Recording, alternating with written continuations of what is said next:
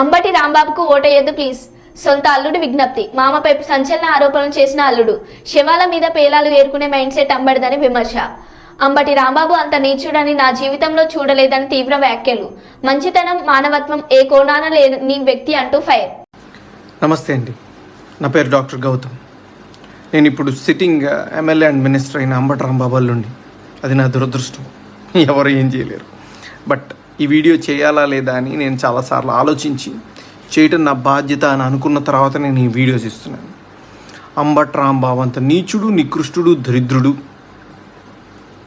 శవాల మీద పేలాలు ఏరుకునే రకాన్ని నేను నా జీవితంలో చూడలేదు. రోజు పొద్దున్నే దండం పెట్టుకునేటప్పుడు ఇంతటి నీచుడిని ఇంకొకసారి నా లైఫ్లో ఇంట్రడ్యూస్ చేయకు స్వామి అని ఎప్పుడు కోరుకుంటూ దండం పెట్టుకుంటుంటా. అంత భయంకరమైన వ్యక్తి. ఎందుకు ఇప్పుడు చెప్తున్నానంటే, తన పోటీ చేయబోయే పోస్ట్ అలాంటిది.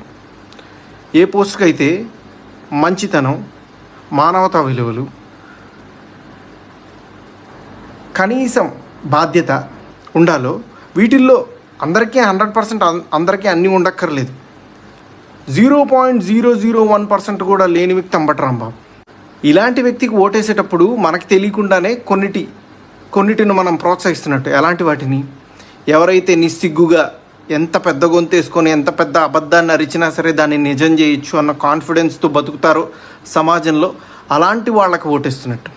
ఎంత లేకి పని అయినా చేసి చాలా హుందాగా బతకచ్చు సమాజంలో అని అనుకునే వాళ్ళకి ఓటేస్తున్నట్టు. ఏదైనా చేసి సిగ్గు లేకుండా సిగ్గులేని తనాన్ని ప్రోత్సహించవచ్చు అని అనుకునే వాళ్ళకి మనం ఓటేస్తున్నట్టు. ఇలాంటి వాళ్ళకి ఓటేస్తే ఇవే సమాజం యొక్క తలరాతలాగా మారి రేపు సమాజం కూడా ఇలానే తయారవుతుంది. దీన్ని ప్రజలు గమనించి సరైన ఓటుతో, సరైన బాధ్యతతో ఓటేసి సరిగ్గా నాయకుడిని ఎంచుకుంటారని ఆశిస్తూ నమస్తే.